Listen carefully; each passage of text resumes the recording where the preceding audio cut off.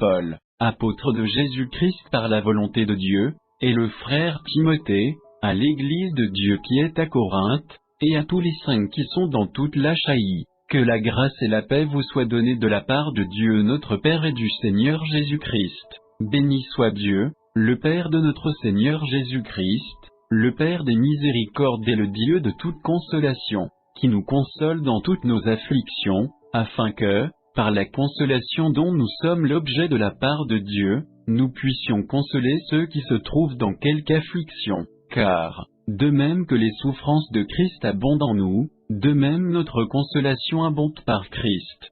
Si nous sommes affligés, c'est pour votre consolation et pour votre salut.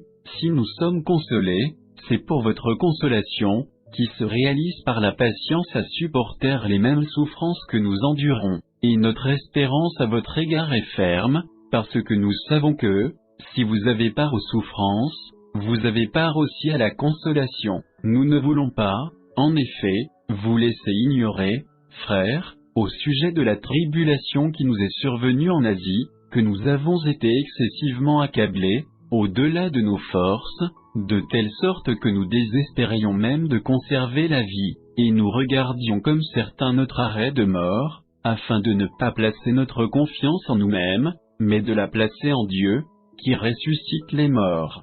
C'est lui qui nous a délivrés et qui nous délivrera d'une telle mort, lui de qui nous espérons qu'il nous délivrera encore, vous-même aussi nous assistant de vos prières, afin que la grâce obtenue pour nous par plusieurs soit pour plusieurs une occasion de rendre grâce à notre sujet. Car ce qui fait notre gloire, c'est ce témoignage de notre conscience, que nous nous sommes conduits dans le monde, et surtout à votre égard, avec sainteté et pureté devant Dieu, non point avec une sagesse charnelle, mais avec la grâce de Dieu. Nous ne vous écrivons pas autre chose que ce que vous lisez, et ce que vous reconnaissez, et j'espère que vous le reconnaîtrez jusqu'à la fin, comme vous avez déjà reconnu en partie que nous sommes votre gloire, de même que vous serez aussi la nôtre au jour du Seigneur Jésus. Dans cette persuasion, je voulais aller d'abord vers vous, afin que vous eussiez une double grâce.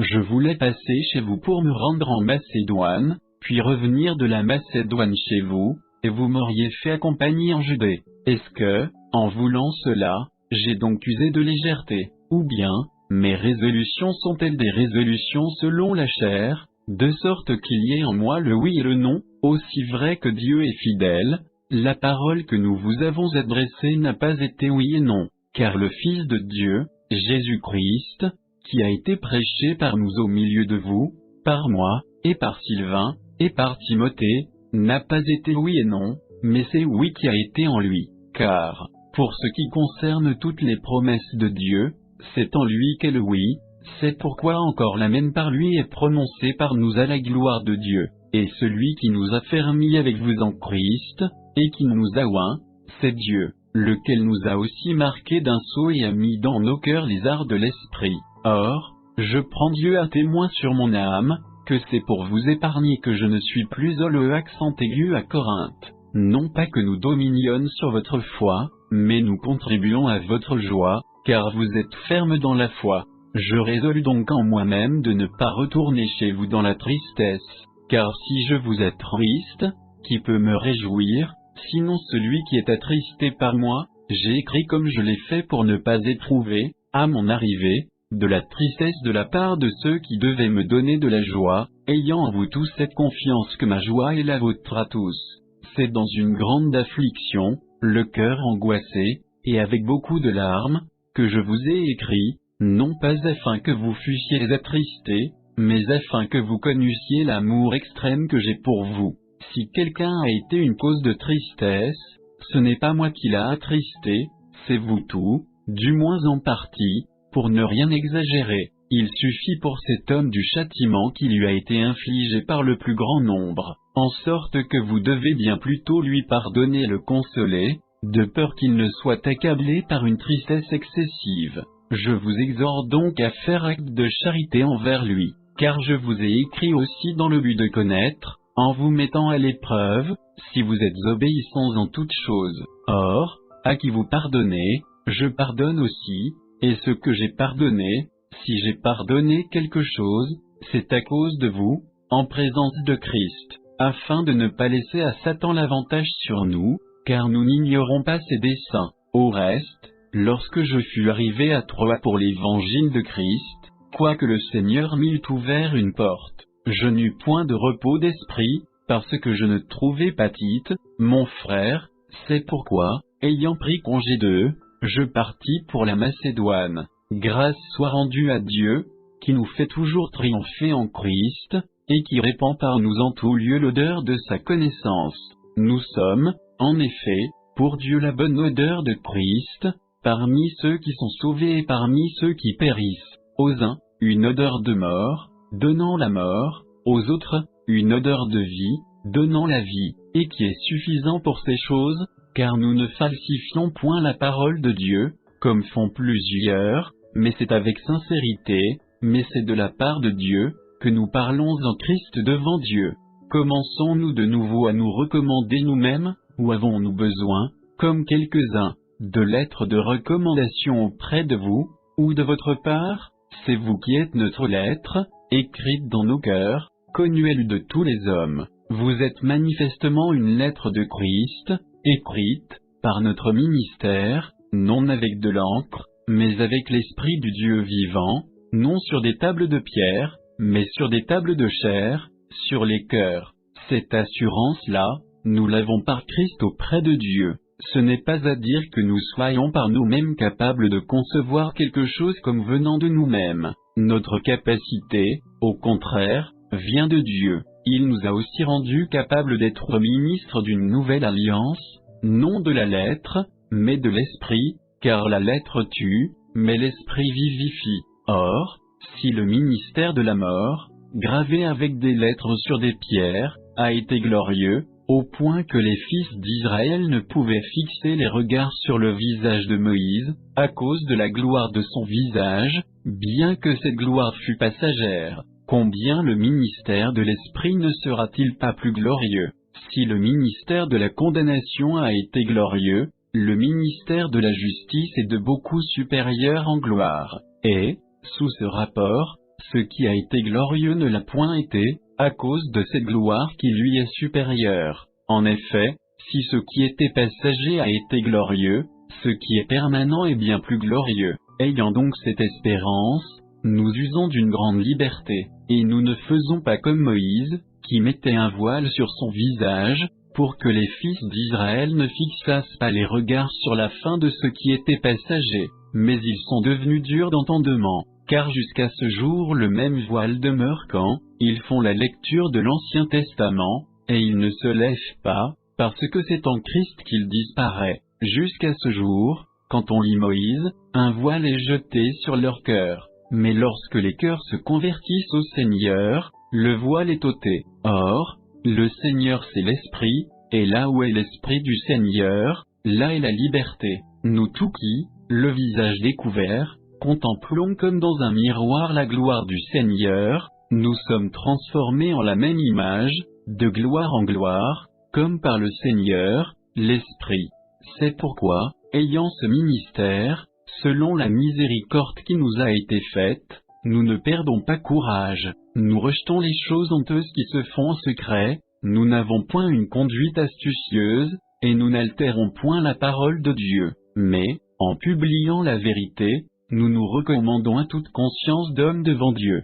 Si notre évangile est encore voilé, il est voilé pour ceux qui périssent, pour les incrédules dont le Dieu de ce siècle a aveuglé l'intelligence, afin qu'ils ne vissent pas briller la splendeur de l'évangile de la gloire de Christ, qui est l'image de Dieu. Nous ne nous prêchons pas nous-mêmes, c'est Jésus-Christ le Seigneur que nous prêchons, et nous nous disons vos serviteurs à cause de Jésus, car Dieu, qui a dit, la lumière brillera du sein des ténèbres, a fait briller la lumière dans nos cœurs pour faire resplendir la connaissance de la gloire de Dieu sur la face de Christ. Nous portons ce trésor dans des vases de terre, afin que cette grande puissance soit attribuée à Dieu, et non pas à nous. Nous sommes pressés de toute manière, mais non réduits à l'extrémité, dans la détresse, mais non dans le désespoir, persécutés, mais non abandonnés, abattus, mais non perdus, portant toujours avec nous dans notre corps la mort de Jésus, afin que la vie de Jésus soit aussi manifestée dans notre corps.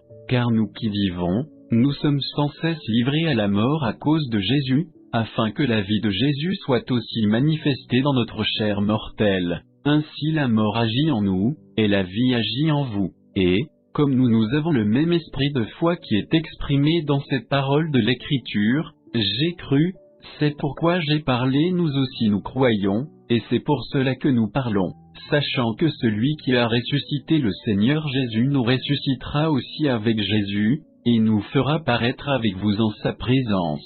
Car tout cela arrive à cause de vous, afin que la grâce en se multipliant, fasse abonder, à la gloire de Dieu, les actions de grâce d'un plus grand nombre. C'est pourquoi nous ne perdons pas courage, et lors même que notre homme extérieur se détruit, notre homme intérieur se renouvelle de jour en jour, car nos légères afflictions du moment présent produisent pour nous, au-delà de toute mesure, un poids éternel de gloire, parce que nous regardons, non point aux choses visibles, mais à celles qui sont invisibles, car les choses visibles sont passagères, et les invisibles sont éternelles.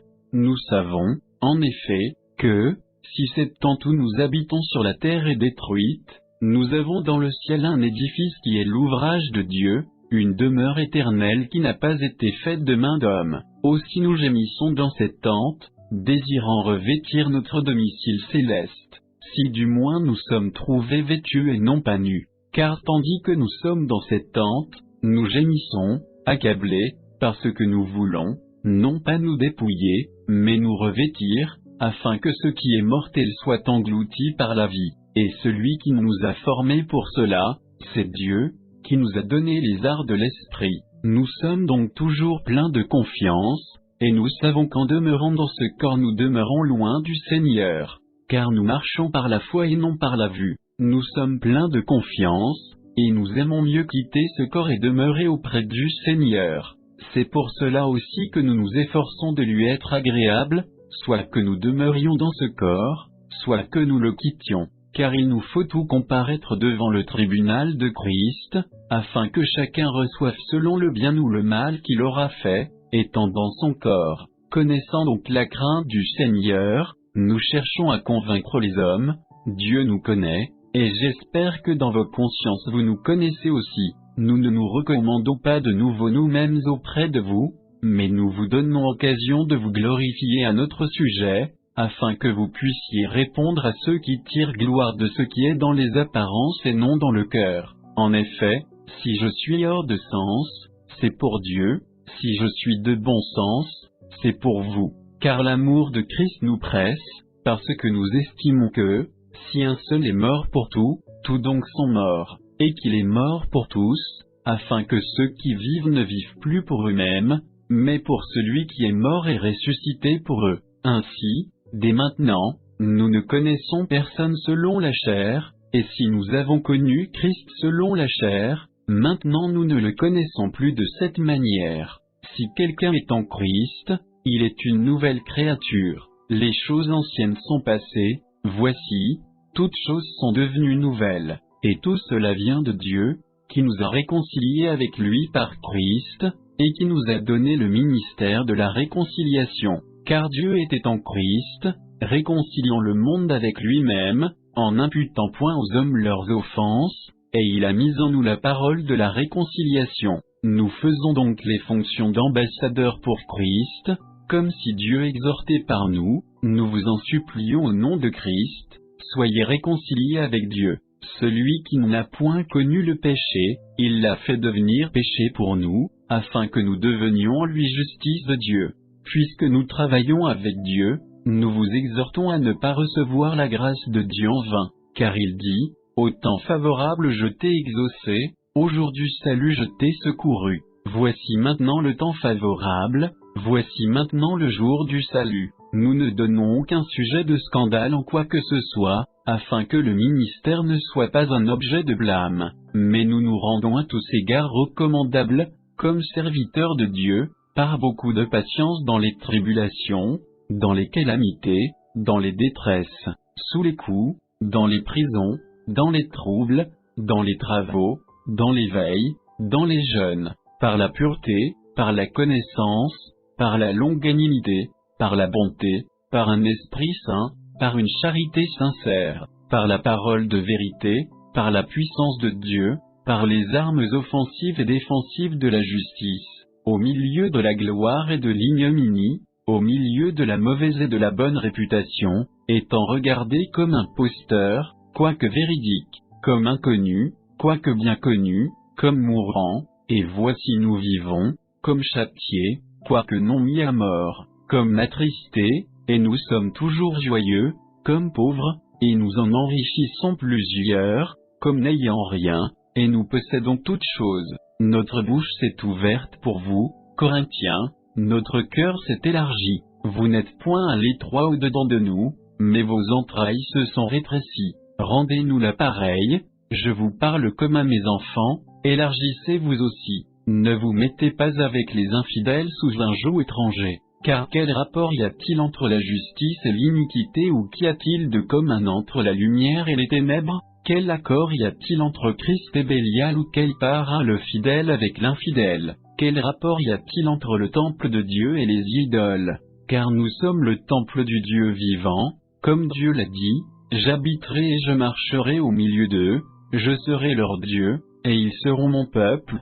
C'est pourquoi, sortez du milieu d'eux, et séparez-vous, dit le Seigneur, ne touchez pas à ce qui est impur, et je vous accueillerai. Je serai pour vous un père, et vous serez pour moi des fils et des filles, dit le Seigneur Tout-Puissant.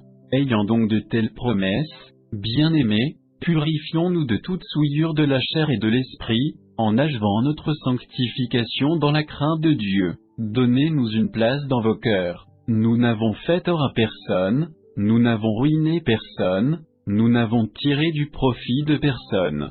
Ce n'est pas pour vous condamner que je parle de la sorte, car j'ai déjà dit que vous êtes dans nos cœurs à la vie et à la mort. J'ai une grande confiance en vous, j'ai tout sujet de me glorifier de vous, je suis rempli de consolation, je suis comblé de joie au milieu de toutes nos tribulations, car, depuis notre arrivée en Macédoine, notre chair n'eut aucun repos, nous étions affligés de toute manière, lutte au dehors, crainte au dedans, mais Dieu, qui console ceux qui sont abattus, nous a consolés par l'arrivée de Tite, et non seulement par son arrivée, mais encore par la consolation que Tite lui-même ressentait à votre sujet. Il nous a raconté votre ardent désir, vos larmes, votre zèle pour moi, en sorte que ma joie a été d'autant plus grande. Quoique je vous ai attristé par ma lettre, je ne m'en repens pas, et, si je m'en suis repenti, car je vois que cette lettre vous a attristé,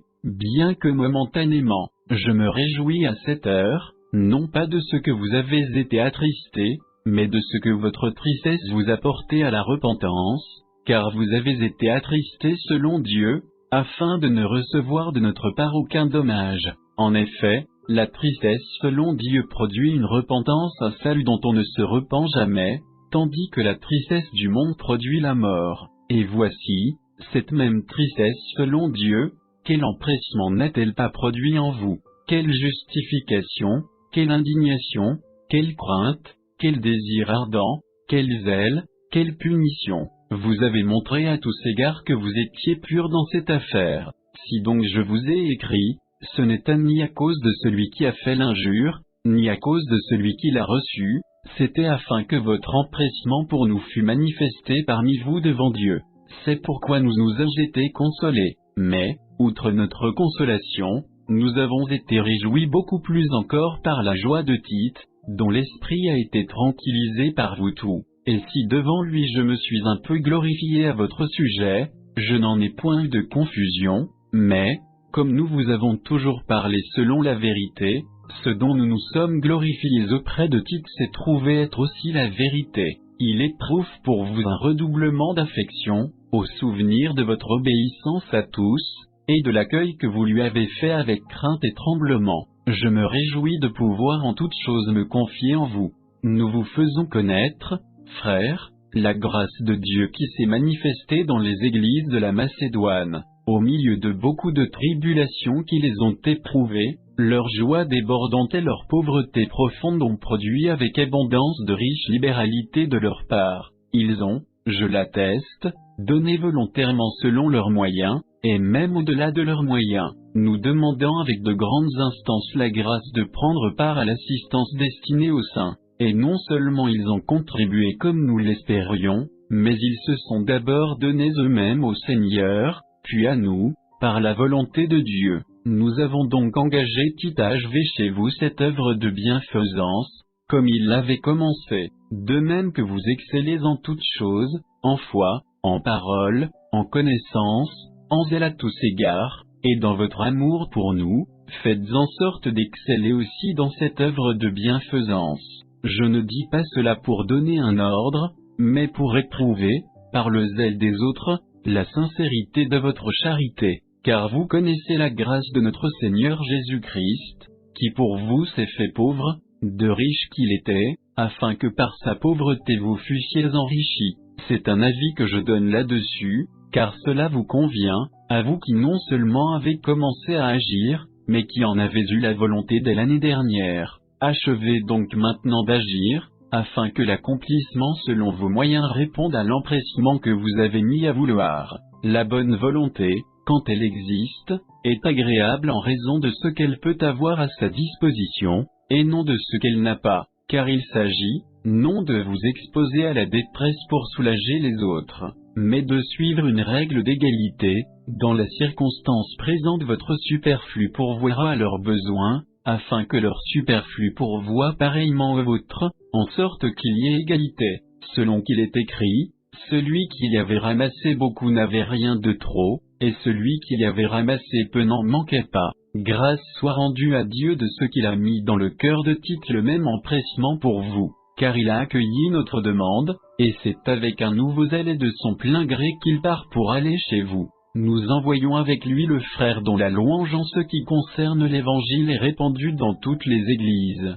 et qui, de plus, a été choisi par les églises pour être notre compagnon de voyage dans cette œuvre de bienfaisance, que nous accomplissons à la gloire du Seigneur même et en témoignage de notre bonne volonté. Nous agissons ainsi, afin que personne ne nous blâme au sujet de cette abondante collecte, à laquelle nous donnons nos soins, car nous recherchons ce qui est bien, non seulement devant le Seigneur, mais aussi devant les hommes. Nous envoyons avec eux notre frère, dont nous avons souvent éprouvé le zèle dans beaucoup d'occasions, et qui en montre plus encore cette fois à cause de sa grande confiance en vous. Ainsi, pour ce qui est de Tite, il est notre associé et notre compagnon d'œuvre auprès de vous, et pour ce qui est de nos frères, ils sont les envoyés des églises, la gloire de Christ. Donnez-leur donc, à la face des églises, la preuve de votre charité, et montrez-leur que nous avons sujet de nous glorifier de vous. Il est superflu que je vous écrive touchant l'assistance destinée aux saints. Je connais, en effet, votre bonne volonté, dont je me glorifie pour vous auprès des Macédoniens, en déclarant que la chaille est prête depuis l'année dernière, et ce zèle de votre part a stimulé le plus grand nombre. J'envoie les frères, afin que l'éloge que nous avons fait de vous ne soit pas réduit à néant sur ce point-là, et que vous soyez prêts, comme je l'ai dit. Je ne voudrais pas, si les Macédoniens m'accompagnent et ne vous trouvent pas prêts, que cette assurance tournât à notre confusion, pour ne pas dire la vôtre. J'ai donc jugé nécessaire d'inviter les frères à se rendre auparavant chez vous, et à s'occuper de votre libéralité déjà promise, afin qu'elle soit prête, de manière à être une libéralité, et non un acte d'avarice. Sachez-le, celui qui sème peu moissonnera peu, et celui qui sème abondamment moissonnera abondamment. Que chacun donne comme il l'a résolu en son cœur, sans tristesse ni contrainte, car Dieu aime celui qui donne avec joie. Et Dieu peut vous combler de toutes sortes de grâces, afin que, possédant toujours en toutes choses de quoi satisfaire à tous vos besoins, vous ayez encore en abondance pour toute bonne œuvre. Selon qu'il est écrit, il a fait des largesses, il a donné aux indigents, sa justice subsiste à jamais. Celui qui fournit de la semence au semeur, et du pain pour sa nourriture, vous fournira et vous multipliera la semence, et il augmentera les fruits de votre justice.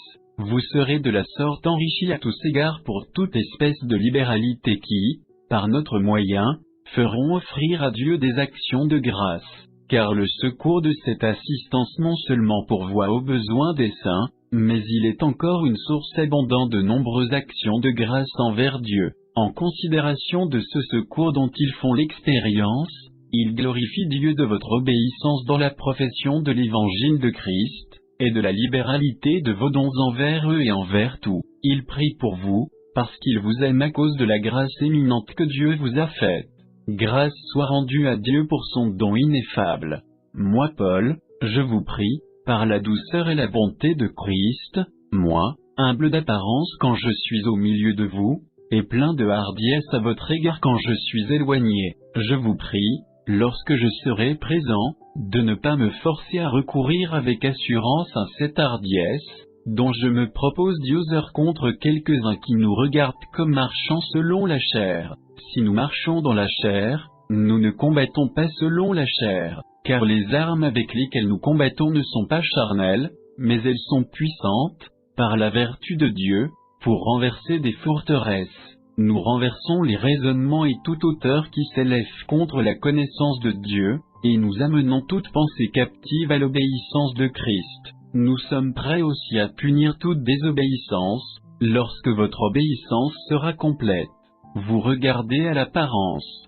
Si quelqu'un se persuade qu'il est de Christ, qu'il se dise bien en lui-même que, comme il est de Christ, nous aussi nous sommes de Christ. Et quand même je me glorifierai un peu trop de l'autorité que le Seigneur nous a donnée pour votre édification et non pour votre destruction, je ne saurais en avoir honte, afin que je ne paraisse pas vouloir vous intimider par mes lettres. Car, dit-on, ces lettres sont sévères et fortes, mais, présent en personne, il est faible, et sa parole est méprisable. Que celui qui parle de la sorte considère que tels nous sommes en parole dans nos lettres, étant absents, tels aussi nous sommes dans nos actes, étant présents. Nous n'osons pas nous égaler ou nous comparer à quelques-uns de ceux qui se recommandent eux-mêmes, mais, en se mesurant à leur propre mesure et en se comparant à eux-mêmes, ils manquent d'intelligence. Pour nous, nous ne voulons pas nous glorifier hors de toute mesure, nous prendrons, au contraire, pour mesure les limites du partage que Dieu nous a assigné, de manière à nous faire venir aussi jusqu'à vous. Nous ne dépassons point nos limites, comme si nous n'étions pas venus jusqu'à vous, car c'est bien jusqu'à vous que nous sommes arrivés avec l'évangile de Christ.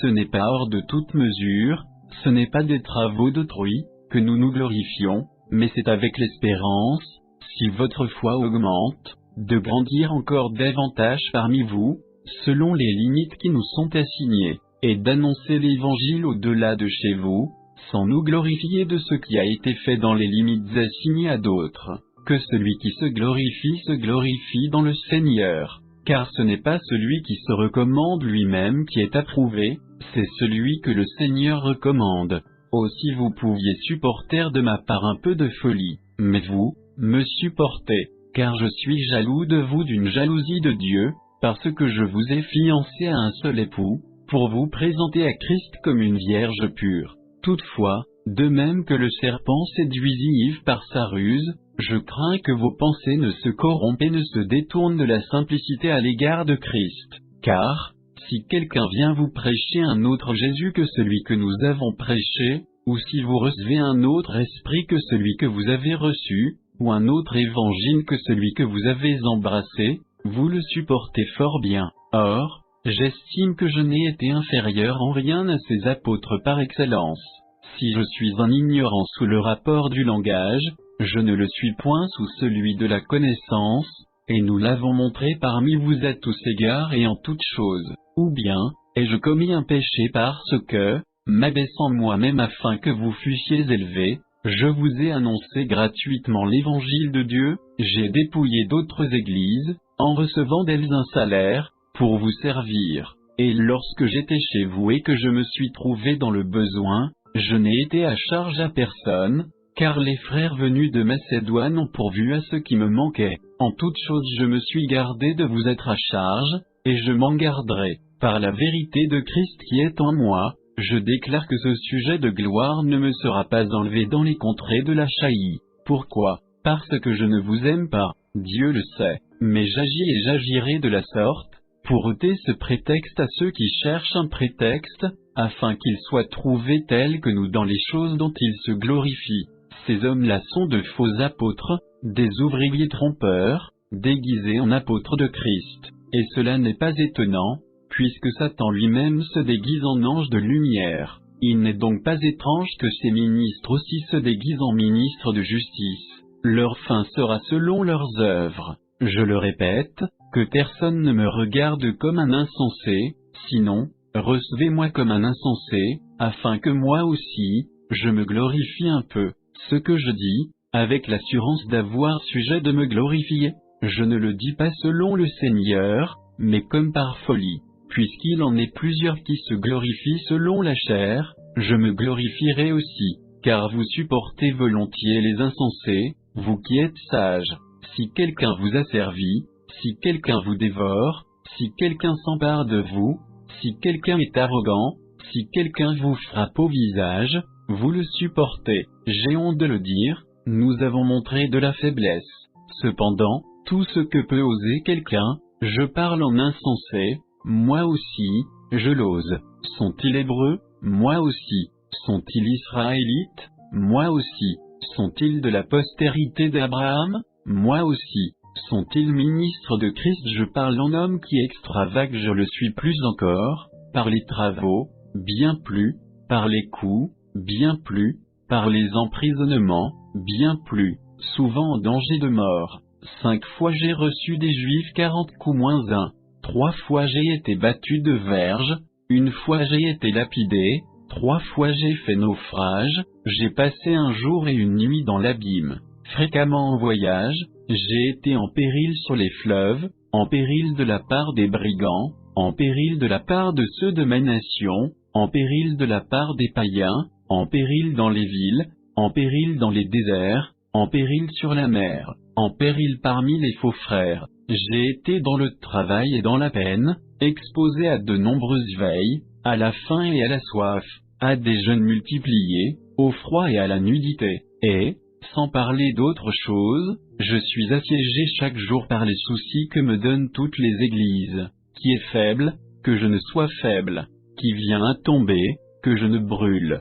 S'il faut se glorifier, c'est de ma faiblesse que je me glorifierai. Dieu, qui est le Père du Seigneur Jésus, et qui est béni éternellement, c'est que je ne mens point. À Damas, le gouverneur du roi Aréta faisait garder la ville des Damascéniens, pour se saisir de moi, mais on me descendit par une fenêtre, dans une corbeille, le long de la muraille, et j'échappai de leurs mains. Il faut se glorifier, cela n'est pas bon. J'en viendrai néanmoins à des visions et à des révélations du Seigneur. Je connais un homme en Christ, qui fut, il y a 14 ans, ravi jusqu'au 3e ciel. Si ce fut dans son corps je ne sais, si ce fut hors de son corps je ne sais, Dieu le sait. Et je sais que cet homme, si ce fut dans son corps ou sans son corps je ne sais, Dieu le sait, fut enlevé dans le paradis, et qu'il entendit des paroles ineffables qu'il n'est pas permis à un homme d'exprimer. Je me glorifierai d'un tel homme, mais de moi-même je ne me glorifierai pas, sinon de mes infirmités. Si je voulais me glorifier, je ne serais pas un insensé, car je dirais la vérité, mais je m'en abstiens, afin que personne n'ait à mon sujet une opinion supérieure à ce qu'il voit en moi ou à ce qu'il entend de moi, et pour que je ne sois pas enflé d'orgueil, à cause de l'excellence de ces révélations, il m'a été mis une écharpe dans la chair, un ange de Satan pour me souffleter et m'empêcher de m'enorgueillir. 3 fois j'ai prié le Seigneur de l'éloigner de moi, et il m'a dit, ma grâce suffit, car ma puissance s'accomplit dans la faiblesse. Je me glorifierai donc bien plus volontiers de mes faiblesses, afin que la puissance de Christ repose sur moi. C'est pourquoi je me plais dans les faiblesses, dans les outrages, dans les calamités, dans les persécutions, dans les détresses, pour Christ, car, quand je suis faible, c'est alors que je suis fort. J'ai été un insensé, vous m'y avez contraint, c'est par vous que je devais être recommandé, car je n'ai été inférieur en rien aux apôtres par excellence, quoique je ne sois rien. Les preuves de mon apostolat ont éclaté au milieu de vous par une patience à toute épreuve, par des signes, des prodiges et des miracles. En quoi avez-vous été traité moins favorablement que les autres églises? Sinon ce que je ne vous ai point été à charge, pardonnez-moi ce tort. Voici, pour la 3e fois je suis prêt à aller chez vous, et je ne vous serai point à charge, car ce ne sont pas vos biens que je cherche, c'est vous-même. Ce n'est pas, en effet, aux enfants à amasser pour leurs parents, mais aux parents pour leurs enfants. Pour moi, je dépenserai très volontiers, et je me dépenserai moi-même pour vos âmes, dussé-je, en vous aimant davantage, être moins aimé de vous. Soit je ne vous ai point été à charge, mais, en homme astucieux, je vous ai pris par ruse, et je tirai du profit de vous par quelqu'un de ceux que je vous ai envoyés. J'ai engagé Tite à aller chez vous, et avec lui j'ai envoyé le frère. Est-ce que Tite a exigé quelque chose de vous? N'avons-nous pas marché dans le même esprit, sur les mêmes traces?